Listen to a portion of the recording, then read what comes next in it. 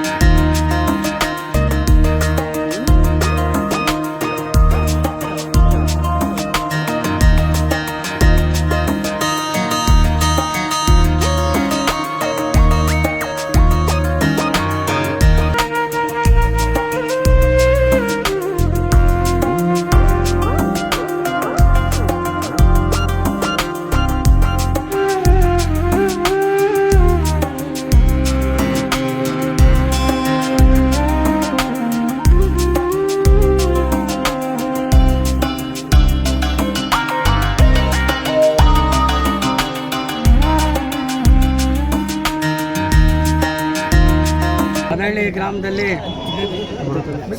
ಬಾಬಾ ಸಾಹೇಬ್ ಅಂಬೇಡ್ಕರ್ ಅವರ ಪ್ರತಿಮೆಯನ್ನು 134ನೇ ಜನ್ಮ ದಿನೋತ್ಸವದಂದು ಈ ದಿನ ವಿಜೃಂಭಣೆಯಿಂದ ಇವತ್ತು ಎಲ್ಲ ಜನಾಂಗದವರು ಇವತ್ತು ಒಂದು ಪ್ರತಿಮೆಯನ್ನು ಅನಾವರಣ ಮಾಡಿದ್ದಾರೆ. ಹಾಗಾಗಿ ನಾನು ಬನಹಳ್ಳಿ ಗ್ರಾಮದ ಎಲ್ಲ ಸಾರ್ವಜನಿಕರ ಪರವಾಗಿ, ನಮ್ಮ ಗ್ರಾಮಸ್ಥರ ಪರವಾಗಿ ಅವರಿಗೆ ಶುಭವನ್ನು ಕೋರ್ತಾ ಇದ್ದೇನೆ. ಈ ಒಂದು ಬಾಬಾ ಸಾಹೇಬ್ ಅಂಬೇಡ್ಕರ್ ಅವರು ಇಂದಿಗೆ 134 ವರ್ಷಗಳಾಗಿದ್ದು ಈ ಒಂದು ಸಂವಿಧಾನವನ್ನು ಕೊಟ್ಟಂಥ ಮಹಾಪುರುಷ, ಮಹಾನಾಯಕ, ಶಾಂತಿ ಪುರುಷ, ಯಾವುದೇ ಒಂದು ಸಮುದಾಯಕ್ಕೆ ಸೇರಿರ್ತಕ್ಕಂಥ ವ್ಯಕ್ತಿ ಆಗಿರಲಿಲ್ಲ. ಮಾನವತಾವಾದಿ, ಇವರು ಸಮಾಜ ಮುಖಿಯಾಗಿ ಕೆಲಸವನ್ನು ಮಾಡಿದ್ರು. ಸಮಾಜವನ್ನು ನಿರ್ಮಾಣ ಮಾಡಬೇಕಂತ ಇವತ್ತು ಏನೇ ನಮ್ಮ ಗ್ರಾಮದಲ್ಲಿ 4 ವೇಷಧಾರಿಗಳು, ಒಂದು ಬಸವಣ್ಣ ಅವರು, ಬುದ್ಧ, ಬಾಲ ಅಂಬೇಡ್ಕರ್, ಸಾವಿತ್ರಿಬಾಯಿ ಪುಳೆ ಆಗಿ 4 ಜನಗಳು ಕೂಡ ಇವತ್ತು ವೇಷಭೂಷಣಗಳನ್ನು ಹಾಕ್ಕೊಂಡು ಇವತ್ತು ಬಂದಿರತಕ್ಕಂಥದ್ದು ನಿಜಕ್ಕೂ ಕೂಡ ಒಂದು ಪ್ರಶಂಸನೀಯ. ಹಾಗೂ ನಮಗೆಲ್ಲರಿಗೂ ಕೂಡ ಇವತ್ತು ಸಂತೋಷ ಆಗಿದೆ. ಇವತ್ತು ಏನು ಬಾಬಾ ಸಾಹೇಬ್ ಅಂಬೇಡ್ಕರ್ ಕೊಟ್ಟಿರ್ತಕ್ಕಂಥ ಸಂವಿಧಾನ, ಇವತ್ತು ಆ ಸಂವಿಧಾನ ಏನು ಇವತ್ತು ನಮಗೆ ಒಂದು ಸಮಾಜವನ್ನು ನಿರ್ಮಾಣ ಮಾಡೋದಕ್ಕೆ ಎಲ್ಲ ಜಾತಿ ಧರ್ಮಗಳು ಕೂಡ ಒಗ್ಗಟ್ಟಾಗಿ ಹೋಗಬೇಕು. ಒಂದು ಸ್ವಾಭಿಮಾನವನ್ನು ಎತ್ತಿರ್ತಕ್ಕಂಥ ಏಕೈಕ ನಾಯಕ ಯಾರಾದರೂ ಇದ್ದರೆ ಬಾಬಾ ಸಾಹೇಬ್ ಅಂಬೇಡ್ಕರ್. ಮತ್ತು ನಮ್ಮ ಬಸವಣ್ಣವರು ಕೂಡ 12ನೇ ಶತಮಾನದಲ್ಲಿ ಅವರು ಒಂದು ಸಾಮಾಜಿಕ ನ್ಯಾಯವನ್ನು ಎತ್ತಿರ್ತಕ್ಕಂಥ ಕ್ರಾಂತಿಕಾರಿ ಬಸವಣ್ಣವರು ಏನು ಸರ್ವರಿಗೂ ಸಮಪಾಲು ಮಾದಾರ ಚೆನ್ನಯ್ಯ ಸಮಗಾರ ಹರಳೆಯ ಓ ಅಣ್ಣಯ್ಯ ಅಂತ ಹೇಳಿರ್ತಕ್ಕಂಥವರು. ಏನು ಬಸವಣ್ಣವರು ಒಂದು ದಲಿತರ ಮನೆಯಲ್ಲೂ ಕೂಡ ಊಟವನ್ನು ಮಾಡಿರ್ತಕ್ಕಂಥವ್ರು. ಮಾದಾರ ಚೆನ್ನಯ್ಯ ನಾನು ಅಂತ ಹೇಳಿರ್ತಕ್ಕಂಥವ್ರು 12ನೇ ಶತಮಾನದಲ್ಲಿ. ಆ ಒಂದು ಬಸವಣ್ಣವರ ಏನು ಮಾರ್ಗದರ್ಶನದಲ್ಲಿ ಕೂಡ ಬಾಬಾ ಸಾಹೇಬ್ ಅಂಬೇಡ್ಕರ್ ಇವತ್ತು ಸಂವಿಧಾನವನ್ನು ರಚನೆ ಮಾಡಿದ್ದಾರೆ. ಇವರು ಯಾವುದೇ ಒಂದು ಜಾತಿಗೆ ಸೀಮಿತವಾಗಿಲ್ಲ. ಇದನ್ನು ದಯವಿಟ್ಟು ನಾನು ಎಲ್ರಿಗೂ ಕೂಡ ಈ ದೇಶದಲ್ಲಿ ಸಮಾಜದಲ್ಲಿ ಒಂದು ಉತ್ತಮವಾದಂಥ ಒಂದು ಸಮಾಜವನ್ನು ನಿರ್ಮಾಣ ಮಾಡಬೇಕಂದ್ರೆ ನಮ್ಮ ಬಾಬಾ ಸಾಹೇಬ್ ಅಂಬೇಡ್ಕರ್ ಅವರ ಕೊಟ್ಟಿರ್ತಕ್ಕಂಥ ಒಂದು ಮಾರ್ಗದರ್ಶನದಲ್ಲಿ ನಾವು ಈ ಸಂವಿಧಾನವನ್ನು ಅಳವಡಿಸ್ಕೊಂಡು ಇರೋದರಿಂದ ಇವತ್ತು ಎಲ್ಲರೂ ಕೂಡ ಮಹಿಳೆಯರಿರ್ಬೋದು, ಕಾರ್ಮಿಕರಿರ್ಬೋದು, ದಲಿತರಿರ್ಬೋದು, ಎಲ್ಲ ಜನಾಂಗಗಳು ಕೂಡ ಒಂದು ಸಮಾನತೆಯನ್ನು ಕೊಟ್ಟಂಥ ಏಕೈಕ ವ್ಯಕ್ತಿ ಇವತ್ತು ಬಾಬಾ ಸಾಹೇಬ್ ಅಂಬೇಡ್ಕರ್. ಯಾವುದೇ ಪಕ್ಷಕ್ಕೆ ಸೇರ್ತಕ್ಕಂಥವ್ರು ಬಾಬಾ ಸಾಹೇಬ್ ಅಂಬೇಡ್ಕರ್ ಅಲ್ಲ. ಇನ್ನು ಮತ್ತೆ ಅವರು ಮತ್ತೆ ಮುಂದಿನ ಪೀಳಿಗೆಯಲ್ಲಿ ಕೂಡ ಬಾಬಾ ಸಾಹೇಬ್ ಅಂಬೇಡ್ಕರ್ ಅವರು ಮತ್ತು ಜನ್ಮ ತಾಳರಿ ಬಸವಣ್ಣವರು ಬರಲಿ, ಬುದ್ಧವರು ಇವೆಲ್ಲವೂ ಕೂಡ ನಾವು ಕಾಯ ವಾಚ ಮನಸ್ಸನ್ನೆಲ್ಲರೂ ಕೂಡ ಕೆಲಸ ಮಾಡಬೇಕು, ಎಲ್ಲ ಒಗ್ಗಟ್ಟಾಗಬೇಕು. ಒಂದು ಜಾತಿ ಧರ್ಮವನ್ನು ನಾವು ಪರಿಪಾಲನೆ ಮಾಡದೆ ನಾವೆಲ್ಲರೂ ಕೂಡ ಒಂದೇ ಅನ್ನೋದನ್ನು ಹೇಳಬೇಕು ಅಂತೇಳಿ ಪರಮ ಪೂಜ್ಯ ಬೋಧಿಸತ್ವ ಶೋಷಿತ ವರ್ಗಗಳ ವಿಮೋಚನಕಾರ ಡಾಕ್ಟರ್ ಬಾಬಾ ಸಾಹೇಬ್ ಅಂಬೇಡ್ಕರ್ ಅವರ 135ನೇ ಜನ್ಮದಿನದ ಶುಭಾಶಯಗಳನ್ನು ನಾಡಿನ ಜನತೆಗೆ ಕೋರ್ತಾ, ಇವತ್ತು ಆನೇಕಲ್ ವಿಧಾನಸಭಾ ಕ್ಷೇತ್ರದ ವ್ಯಾಪ್ತಿಗೆ ಬರ್ತಕ್ಕಂಥ ಚಂದಾಪುರದ ಪಕ್ಕದಲ್ಲಿರ್ತಕ್ಕಂಥ ಬನಹಳ್ಳಿಯಲ್ಲಿ ಬಾಬಾ ಸಾಹೇಬ್ ಅಂಬೇಡ್ಕರ್ ಅವರ ಪ್ರತಿಮೆಯನ್ನು ಅನಾವರಣ ಮಾಡಿದರೆ. ಈಗಾಗಲೇ ಪ್ರಗತಿಪರ ಚಿಂತಕರು ಮತ್ತು ಹೋರಾಟಗಾರರಾಗಿರ್ತಕ್ಕಂಥ ರಾಮಚಂದ್ರ ರೆಡ್ಡಿಯವರು ಇವತ್ತು ಇಡೀ ವಿಶ್ವಾದ್ಯಂತ ಬಾಬಾ ಸಾಹೇಬ್ ಅಂಬೇಡ್ಕರ್ ಅವರ ಜನ್ಮದಿನವನ್ನು ಮಾಡ್ತಾರೆ. ಇಡೀ ವಿಶ್ವಾದ್ಯಂತ, ಕೇವಲ ಭಾರತ ದೇಶದಲ್ಲ, ಇಡೀ ವಿಶ್ವದಲ್ಲೇ ಬಾಬಾ ಸಾಹೇಬ್ ಅಂಬೇಡ್ಕರ್ ಅವರ ಸಮಾನತೆಯ ದಿನ ಅಂತಕ್ಕಂಥ ಒಂದು ದಿನವನ್ನು ಇವತ್ತು ಆಚರಣೆಯನ್ನು ಮಾಡ್ತಾ ಇದ್ದಾರೆ. ಇಂಥ ಒಬ್ಬ ಮಹಾನ್ ನಾಯಕನ ಒಂದು ಜನ್ಮದಿನದಂದು ಇವತ್ತು ಬನಹಳ್ಳಿಯಲ್ಲಿ ಅಂಬೇಡ್ಕರ್ ಅವರ ಪ್ರತಿಮೆಯನ್ನು ಲೋಕಾರ್ಪಣೆಯನ್ನು ಮಾಡಿದ್ದಾರೆ. ಇವತ್ತು ನಾವುಗಳು ಇಡೀ ಭಾರತ ದೇಶಕ್ಕೆ ಒಂದು ದೊಡ್ಡ ಹಬ್ಬ. ಇವತ್ತು ಈ ಹಬ್ಬವನ್ನು ಇಡೀ ಭಾರತ ದೇಶದ ಸುಮಾರು 146 ಕೋಟಿ ಜನ ಭಾಳ ಸಂತೋಷದಿಂದ ಆಚರಣೆಯನ್ನು ಮಾಡುವಂಥ ದಿನ. ಯಾಕೆಂತ ಹೇಳಿದ್ರೆ ಇವತ್ತು ಬಾಬಾ ಸಾಹೇಬ್ ಅಂಬೇಡ್ಕರ್ ಅವರ ಸಂವಿಧಾನದಿಂದ ಇವತ್ತು ನಾವೆಲ್ಲರೂ ಸಹ ಮನುಷ್ಯರಾಗಿ ಇವತ್ತು ನಾವು ಇದ್ದೀವಿ.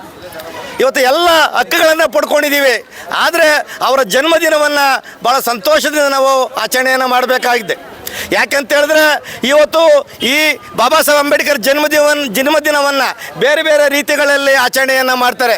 ಕೆಲವರು ವಿಚಾರ ಸಂಕಿರಣವನ್ನು ಮಾಡ್ತಾರೆ, ಕೆಲವರು ರ್ಯಾಲಿಗಳನ್ನು ಮಾಡ್ತಾರೆ, ಕೆಲವರು ಅಂಬೇಡ್ಕರ್ ಅವರ ಜೀವನ ಚರಿತ್ರೆ ನಾಟಕವನ್ನು ಮಾಡ್ತಾರೆ, ಬುದ್ಧನ ಜೀವನ ಚರಿತ್ರೆ ನಾಟಕವನ್ನು ಮಾಡ್ತಾರೆ, ಬಸವಣ್ಣನವರ ಜೀವನ ಚರಿತ್ರೆ ನಾಟಕವನ್ನು ಮಾಡ್ತಾರೆ, ಯೋಗಿ ವೇಮನವರ ಜೀವನ ಚರಿತ್ರೆ ನಾಟಕವನ್ನು ಮಾಡ್ತಾರೆ.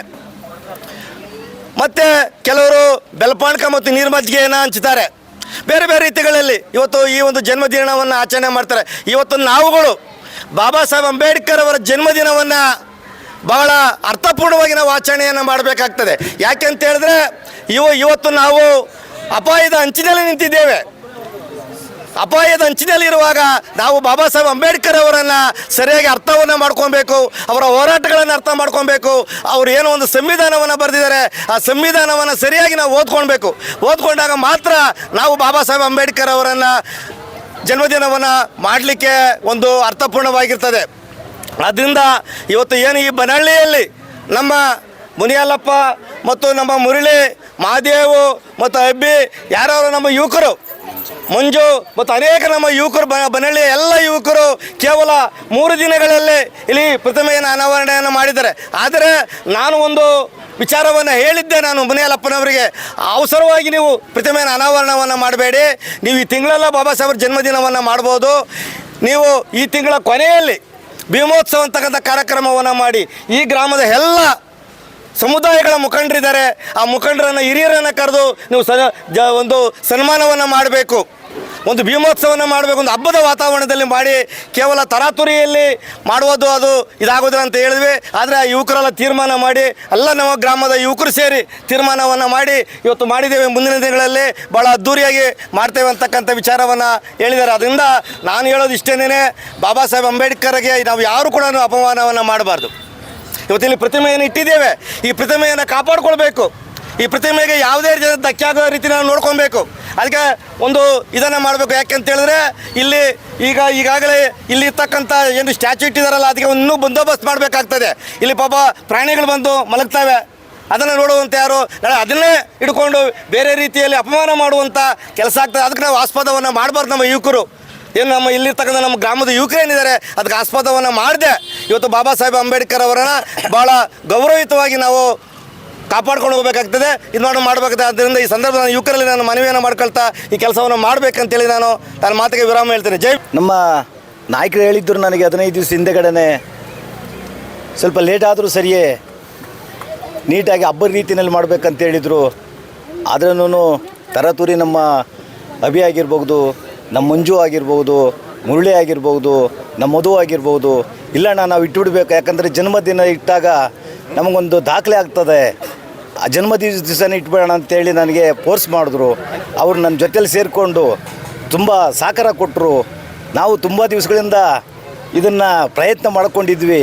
ಏನೋ ಈ ಸಲ ಶಿಲೆ ಇಡೋದಕ್ಕೆ ನಮಗೆ ಒಂದು ಅನುಕೂಲ ಆಯಿತು. ಊರೆಲ್ಲ ಎಲ್ಲ ಜನಾಂಗದವರು ನಮಗೆ ತುಂಬ ಸಹಕಾರ ಮಾಡಿದ್ರು ಅಂತ ಹೇಳ್ತಾ ನಾನು ಮಾತನ್ನು ಮುಗಿಸ್ತೀನಿ. ಜೈ ಭೀಮ್, ಜೈ ಭಾರತ್. ದೇಶದ ಜನತೆಗೆ 135ನೇ ಅಂಬೇಡ್ಕರ್ ಜಯಂತಿಯ ಶುಭಾಶಯನ್ನು ಕೊಡ್ತೀನಿ. ಈ ದಿನ ನಮ್ಮ ಗ್ರಾಮದಲ್ಲಿ ಅಂಬೇಡ್ಕರ್ ಅವರ ಪುತ್ಥಳಿಯನ್ನು ನಿರ್ಮಾಣ ಮಾಡಿದ್ದಾರೆ. ನಮ್ಮ ಗ್ರಾಮಸ್ಥರು ಎಲ್ಲರೂ ಇವತ್ತು ಸಂತೋಷದಿಂದ ಎಲ್ಲ ಬಂದು ಇಲ್ಲಿ ಪಾಲ್ಗೊಂಡಿದ್ದಾರೆ. ಎಲ್ಲರಿಗೂ ಶುಭಾಶಯಗಳನ್ನು ಕೊಡ್ತೀನಿ. ಜೈ ಭೀಮ್ ಬಂಧುಗಳೇ, ಏನು ಕರ್ನಾಟಕ ದಲಿತ ಸಂಘರ್ಷ ಸಮಿತಿ ಪರಿವರ್ತನವಾದ ಗೋವಿಂದರಾಜಣ್ಣವರ ಸಾರಥ್ಯದಲ್ಲಿ ಏನಿವತ್ತು ಬನ್ನಳ್ಳಿ ಗ್ರಾಮದಲ್ಲಿ ಅವರ ವಿಗ್ರಹವನ್ನು ಅನಾವರಣ ಮಾಡಿದ್ದೀರಾ. ಬಹಳಷ್ಟು ಖುಷಿ ತರುವಂಥ ಸಂಗತಿ. ಏಕೆಂದರೆ ಇತ್ತೀಚಿನ ದಿನಗಳಲ್ಲಿ ಅಪ್ಡೇಟೆಡ್ ಸಿಟಿ ಆಗ್ತಾಯಿದೆ. ಚಂದಾಪುರ ಆಗಿರ್ಬೋದು, ಬನ್ನಳ್ಳಿ ಆಗಿರ್ಬೋದು, ಅಂತಹ ಸಿಟಿಯಲ್ಲಿ ದಲಿತರ ಪರವಾಗಿರುವಂತಹ ದೇವ್ರನ್ನ ಅನಾವರಣ ಮಾಡಿದ್ದೀರಾ. ಬಹಳ ಸಂತೋಷದ ಸುದ್ದಿ ಇದು. ಅದರಿಂದ ಇದನ್ನು ಕಾಪಾಡ್ಕೊಂಡು ಹೋಗಿ ಅದೇ ರೀತಿ ಅಂತ ಹೇಳುತ್ತಾ 135ನೇ ವರ್ಷದ ಬಾಬಾ ಸಾಹೇಬರ ಜನ್ಮದಿನದ ಶುಭಾಶಯಗಳು ತಿಳಿಸ್ತಾ ನನ್ನ ಮಾತು ಮುಗಿಸ್ತೀನಿ.